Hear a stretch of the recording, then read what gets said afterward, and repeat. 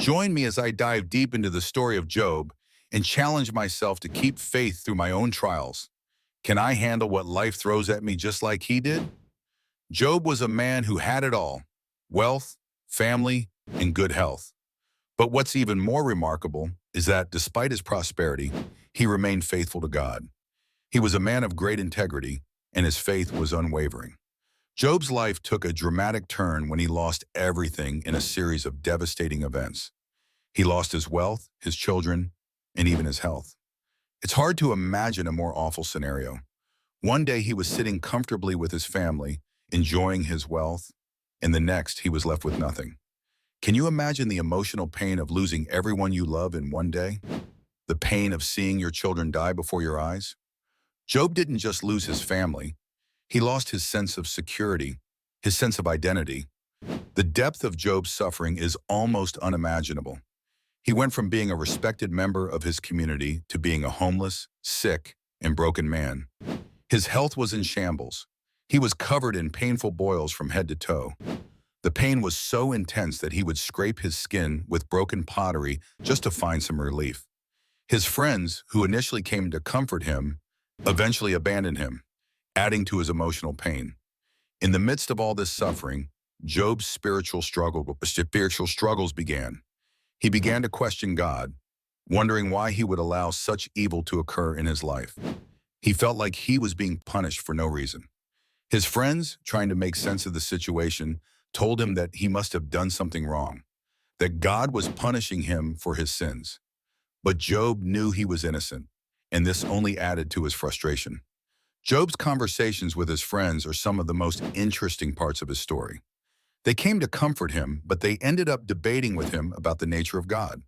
Job's friends were convinced that he was being punished. But Job knew that God was not a cruel God who punished people randomly. He knew that God was just, but he couldn't understand why he was suffering so much.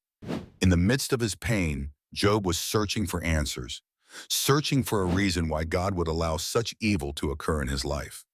As Job struggled to make sense of his suffering, he began to question God's justice. He felt like God was hiding from him, like God didn't care about his pain. Job's emotions were all over the place. He was angry, frustrated, and helpless. But despite all this, he refused to curse God. He refused to turn his back on his faith. This is the most remarkable part of Job's story: his unwavering faith in the midst of unimaginable suffering.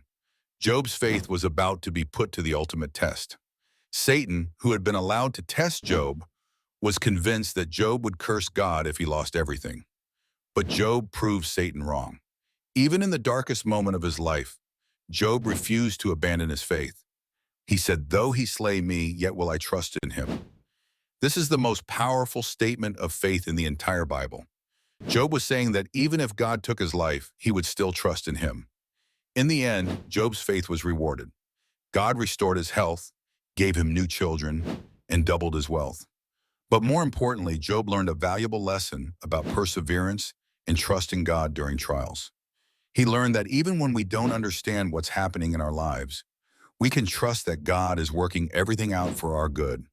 As we reflect on Job's story, we're reminded that our faith is not just about what we get from God, but about who we are in Him. It's about trusting Him even when we can't see what's ahead.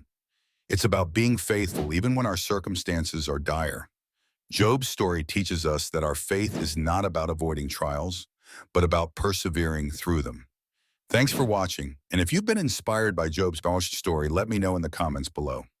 If you want to explore more stories about faith and resilience, be sure to check out my next video.